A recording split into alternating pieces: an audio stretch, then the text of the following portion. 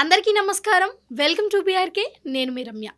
అయ్యప్ప దీక్ష ఈ సందేహం అందరికీ ఉంటుంది. అసలు ఎలా పాటించాలి, ఎవరు వేసుకోవాలి, ఎవరు వేసుకోకూడదు, అలాగే ఎలాంటి నియమాలు పాటిస్తే మంచి జరుగుతుంది. అంటే అయ్యప్ప దీక్ష అనగానే చాలా శుభ్రంగా ఉండాలి అని అందరికీ తెలుసు. కానీ ఎలాంటి నియమాలు పాటిస్తే ఆ శుభ్రతకు ఒక 100% అవుతుంది అన్నది ఎవరికి తెలీదు. సో ఆ ప్రశ్నలన్నింటినీ కూడా నివృత్తి చేయడానికి ఈరోజు మనతో పాటు ప్రముఖ జ్యోతిష్య వాస్తు పండితులు మాడుగుల శివప్రసాద్ శర్మ గారు ఉన్నారు. మాట్లాడి తెలుసుకునే ప్రయత్నం చేద్దాం. గురుగారు నమస్కారం. ఆశీర్వచనం తల్లి.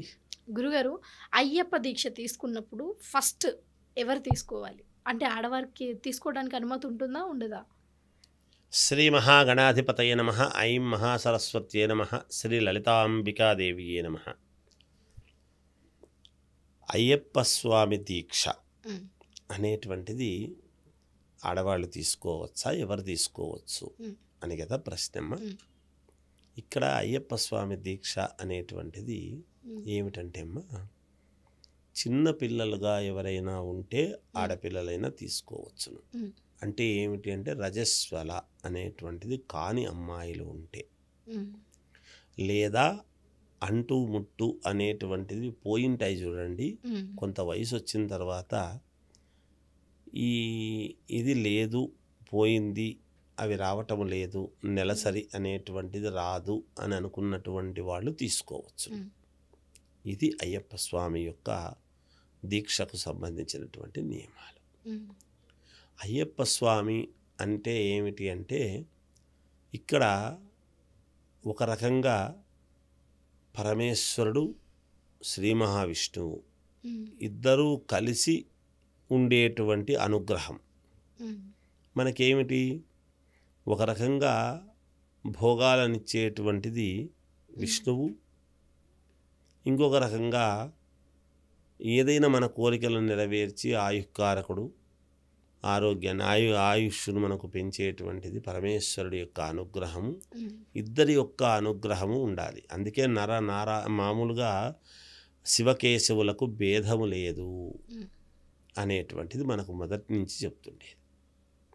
మామూలుగా శివుడు కేశవుడు వేరువేరు కాదు, ఇద్దరు ఒక్కరే అనేటువంటి భావనతో మనం మొదటి నుంచి చెప్పుకుంటున్నాం. అలా ఇద్దరి యొక్క అనుగ్రహము అనేటువంటిది అయ్యప్ప స్వామి యొక్క అనుగ్రహం. అందుకని అయ్యప్ప స్వామి దీక్ష అనేటువంటిది 41 రోజు మండలం అంటారు దాన్ని. ఏదైనా ఒక మండల పర్యాయము అనేటువంటిది చేస్తే ఆ దీక్షకు యోగం.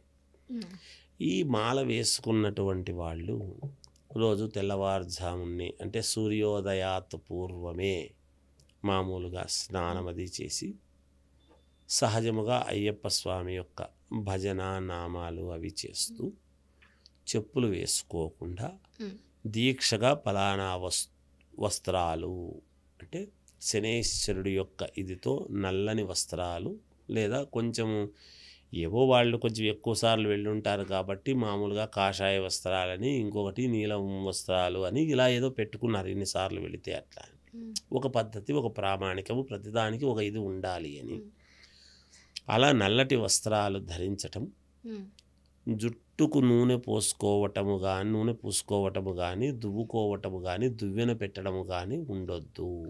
ముఖానికి పౌడర్ పూసుకోవటము కానీ ఇలాంటివి ఏమీ ఉండొద్దు. అంటే అవన్నీ త్యజించటం, ఏమీ వద్దు. గంధం పెట్టుకోవడం, స్నానం చేయటము, గంధం పెట్టుకోవడము, బొట్టు పెట్టుకోవడం, ఇంతే. అంటే గురుగారు, ఈ రోజులలో 41 రోజులు జుట్టు పైన కోంబు చేయకుండా ఉంటారా గురుగారు? ఉండాలి, దాని అర్థమే అది.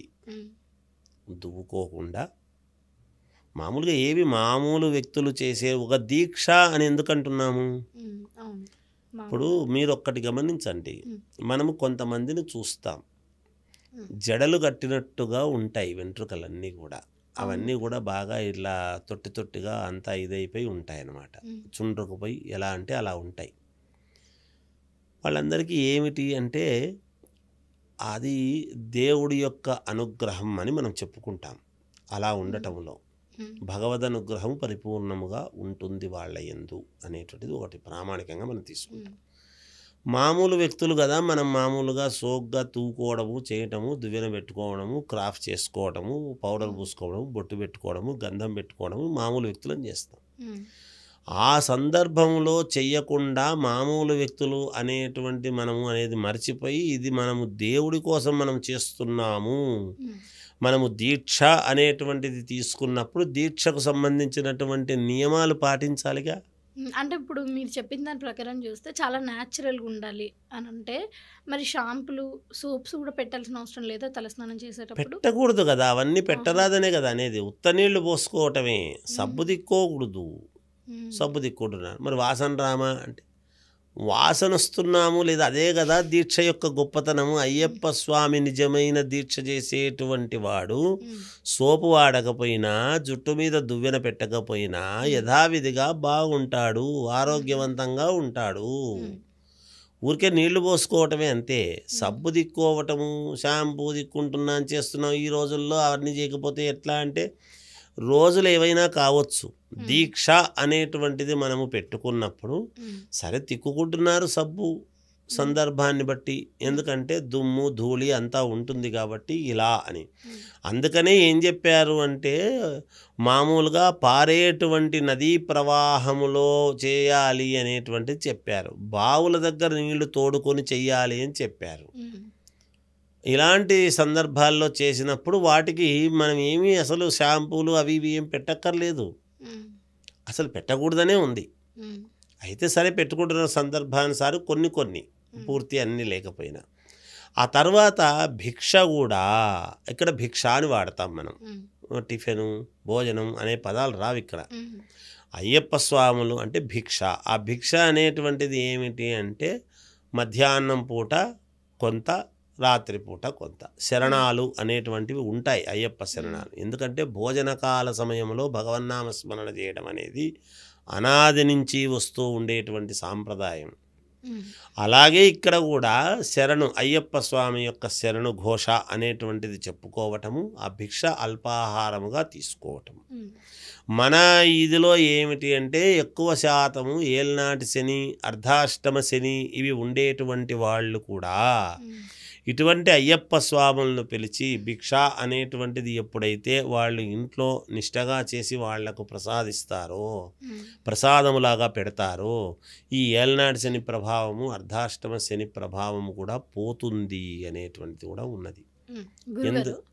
చిన్న సందేహం, ఇప్పుడు అంజనేయుని దీక్ష తీసుకున్నా సరే, భవానీ మాత దీక్ష తీసుకున్నా సరే, మనము 11 రోజులకు 21 రోజులకు ఇట్లా పెట్టుకోవచ్చు. అంటే మనకు సానుకూలంగా ఉండే రోజులు పెట్టుకోవచ్చు.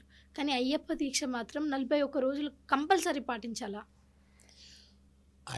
మామూలుగా ఆంజనేయ స్వామి దీక్ష అయినా, భవానీ దీక్ష అయినా కూడా 41 రోజే ఉండేది. ఏదైనా మండలము అంటే 41 రోజే.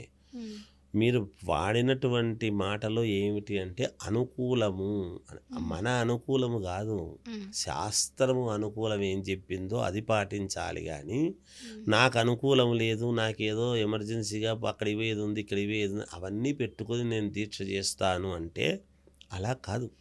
కాదు గురుగారు, కొంతమంది 9 రోజులకు ఉంటారు, కొంతమంది 11 రోజులకు ఉంటారు. కానీ అయ్యప్ప స్వామిది మాత్రం 41 రోజులు ఉంటుంది కదా. అదే అంటున్నానమ్మా నేను, ఏ దేవుడికి కూడా 9 రోజుల దీక్ష అని లేదు. ఏ దేవుడికైనా 41 రోజే ఉండేది. అదే మండలం అంటారు, మండల దీక్ష అంటారు దాన్ని. ఇప్పుడు మనం ఒక ప్రతిష్ఠ చేసామనుకోండి, దేవతా విగ్రహ ప్రతిష్ఠ చేస్తే 41 రోజుకు మళ్ళీ చేస్తాం దానికి పునః మండల పూజ అని ఉంటుంది. ఆ మండలమే ఈ మండలం. ఆ 41 రోజు ఉంటేనే దానికి పూర్ణత్వం అవుతుంది. నేను 21 రోజే ఉంటా, నేను 11 రోజులే ఉంటా, నా అవసరం కొద్దీ 9 రోజులే ఉంటాను అంటే, నువ్వు పాత్ర చెంచా తీసుకపోతే సముద్రంలో నీళ్లు దండిగా ఉంటాయి కానీ నీకు చెంచానే వస్తుంది. నువ్వు ఎంత దీక్ష ఉంటే అంతే పుణ్యం వస్తుంది. పరిపూర్ణత్వముగా, శ్రద్ధగా, భక్తితో, ఆర్తితో, జిజ్ఞాసతో మనం ఎప్పుడైతే ఆ అయ్యప్ప స్వామి దీక్ష అనేటువంటిది 41 రోజు పరిపూర్ణముగా ఉండి చేసుకుంటారో పరిపూర్ణమైన అనుగ్రహము లభిస్తుంది. గురుగారు, ఒక లాస్ట్ డౌట్. ఇప్పుడు మనం కుటుంబంలో ఉన్నప్పుడు అమ్మాయిలు ఉంటారు, అబ్బాయిలు ఉంటారు, అయ్యప్ప మాల వేయాలి అని అనుకుంటారు. అంటే కొంతమందికి నెలసరి రావచ్చు, లేకపోతే భార్య ప్రెగ్నెంట్‌గా ఉండొచ్చు. ఇలాంటి సిట్యుయేషన్స్‌లలో కూడా దీక్ష వేయడానికి అవకాశం ఉందా? అంటే అలా వేయవచ్చా? భార్య ప్రెగ్నెంట్‌గా ఉంటే వెయ్యాలి అని అనుకోవడం కరెక్ట్ కాదు. హుహు. అప్పుడు పనికిరాదు. ఎందుకు గురుగారు? అప్పుడు పనికిరాదు. ఎందుకంటే భార్య గర్భములో పిండము ఎదుగుదల అనేటువంటిది ఉంటుంది. హ్మ్. ఆ పిండము ఎదుగుదల దేంతో? తన మలమూత్రములతో తానే ఇదవుతూ ఉన్నప్పుడు ఆ! ఇతనికి తండ్రికి అది కరెక్ట్ కాదు. హ్మ్. అందుకే కొన్ని సందర్భాలలో పూర్తి నెలలు నిండినటువంటి ఆమె పెళ్ళే చూడకూడదు. హ్మ్. వివాహం అనేటువంటిది తలంబ్రాలు అవి చూడరాదు అని శాస్త్రం చెప్పారు. హుహు. దానికి ఒక కథ ఉన్నది తర్వాత. ఓకే. ఇక్కడ అందుకని భార్య నెలసరిగా నెలలతో ఉన్నప్పుడు చేస్తే పనికిరాదు. హ్మ్. ఒకటి. రెండవది ఇంకా పిల్లలు ఉంటారు కదా, ఇంట్లో వాళ్ళు ఉంటారు కదా అంటే ఉంటారు. హ్మ్. అందరినీ స్వామి అనేటువంటి పదం వాడాల్సినటువంటి అవసరం ఎందుకు వస్తున్నదంటే ఎవరిలో చూసినా, బిడ్డలో చూసినా, భార్యలో చూసినా, తల్లిలో చూసినా, ఎవరిని చూసినా నాకు అయ్యప్ప స్వామే కనపడాలి సర్వాంతర్యామి అన్ని చోట్ల. హ్మ్. నేను అయ్యప్ప స్వామినే భావిస్తున్నాను. నేను ఇప్పుడు భార్యను భార్యగా చూసే అవకాశం లేదు అక్కడ. హ్మ్. స్వామి అని కొంతమంది భార్య స్వామి అనేదో పిలుచుకుంటుంటారు. హ్మ్. అట్లా కాదు, స్వామి అనే పిలవాలి. ఆడవాళ్ళనైనా మగవాళ్ళనైనా స్వామి హ్మ్. అంతే. భార్యలో కూడా అయ్యప్ప స్వామినే చూడాలి. హ్మ్. అలా చూడగలిగి చేసుకుంటేనే దీక్ష యొక్క ఫలితము పరిపూర్ణంగా మనకు లభిస్తుంది. అంటే నెలసరి ఉన్నప్పుడు చేసుకోవచ్చా దూరం ఉండో? చేయడానికి ఆమె ఆ నెలసరి అక్కడ ఇంట్లో ఉండటానికి అవకాశం లేదు. అలా ఏదైనా ఇబ్బందులు వస్తాయి అని అనుకుంటే హ్మ్. ముందే పక్కన ఉండటం అనేటువంటిది మంచిది. హ్మ్. ఆ 5 రోజులు అయిన తర్వాత 5వ రోజు స్నానం అయిన తర్వాత ఇల్లంతా శుద్ధి చేసుకున్న తర్వాత మళ్ళీ అయ్యప్ప స్వామి దీక్ష మాల వేసుకున్న తనని ఇంటికి పిలిచొచ్చు. హ్మ్. అంతే. ఒకే ఇంట్లోనే ఉండకూడదు. నేను చూడలేదు కదా, మరి మాకు వసతి లేదు కదా అంటే అలా కాదు, హ్మ్. పక్కన ఉండాల్సిందే. అదే అయ్యప్ప స్వామి దీక్షలు చెప్పిండేటువంటి. ఈరోజు అందరూ పోట్లాడుతున్న కారణం ఏమి? ఆడవాళ్ళు ఎందుకు పోకూడదు, ఆడవాళ్ళు ఎందుకు పోకూడదు? ఎందుకు పోవాలా? హ్మ్. అసలు ఆడవాళ్ళు నెలసరి ఉండేవాళ్ళు మేము పోవాలనేటువంటి పదం ఎందుకు? ఎందుకు పోవడం అంటే చిన్న ఎందుకు? పిల్లలైతే వెళ్ళొచ్చు. చిన్నపిల్లలు వెళ్ళవచ్చును, హ్మ్. వెళ్ళొచ్చును. హ్మ్. పెద్దవాళ్ళు వెళ్ళవచ్చు. హ్మ్. అవి నెలసరి లేనటువంటి వాళ్ళు వెళ్ళవచ్చును. హ్మ్. అంతే. మరి కొన్నిటికి కొన్ని నియమాలు అనేటువంటివి పెట్టినప్పుడు ఆ నియమాన్ని ఎప్పుడైతే మనం పాటిస్తామో అదే కదా భగవంతుడికి మనం ఇచ్చేటువంటి ఇది. హ్మ్. నేను పాటించను, నా బుద్ధి పుట్టట్టుగా నేను చేస్తాను అన్నప్పుడు ఇంకా భగవంతుడికి మనం ఇచ్చేటువంటి ఇదేముంటుంది ఇంకా? అవి పాటించే విధానంలో శాస్త్రం ఏం చెప్పిందో శాస్త్ర ప్రకారంగా పోవాలి మనం. హ్మ్. శాస్త్రం నువ్వే కదా రాసినావు అంటే రాజ్యాంగం కూడా మనమే రాసుకున్నాం. హ్మ్. అందరికీ ఆమోదయోగ్యంగా ఉండాలనే రాసుకుంటాం. హ్మ్. అందరికీ మేలు జరగాలని కదా రాసుకుంటాం. హ్మ్. మరి దాన్ని మనమే తీసేస్తే హ్మ్. మన ఇంటికి మనమే తాళం వేసుకుంటాము. మనమే కదా తాళం వేసినామని తెరిచి పండుకుంటున్నామా? హ్మ్. దొంగల చెత్త ఊరు ఎందుకు వేసుకుంటున్నాం తాళం? భద్రత కోసం వేసుకుంటున్నాం. మన ఇంటికి మనం ఎందుకు వేసుకుంటున్నాం? మన నియమాలు మనం ఎందుకు పాటిస్తున్నాం? మన కోసమే పాటిస్తున్నాం. దాన్ని వితండవాదనకు పోరాదు. హ్మ్. శాస్త్రం ఏం చెప్పిందో అది పాటించాలి. హ్మ్. అదే చెప్తాం. గురుగారు, ఇంకో అద్భుతమైన విషయం ఏంటో తెలుసా? నార్మల్‌గా అయ్యప్ప దీక్ష యేసుకున్న వాళ్ళు చెప్తూ ఉంటారు. ఎవరో చెప్తుంటే విన్నాను. ఎలాంటి ఫీలింగ్స్ కానీ మామూలు వ్యక్తికున్న ఎలాంటి ఫీలింగ్స్ రావంట. ఓన్లీ అయ్యప్ప అది ఒక్కటి మాత్రమే ఉంటుందంట. అదేమ్మా, అలాగే చేస్తాడు అయ్యప్ప స్వామి. భగవంతుడు అనేటువంటి వాడిని ఎప్పుడైతే మనము దాంట్లో మనం ఎందుకు వేసుకుంటున్నాము ప్రతి సంవత్సరము అంటే హ్మ్. ప్రతి మనిషికి కూడా ఎన్నో కొన్ని అలవాట్లు ఉంటాయి. హ్మ్.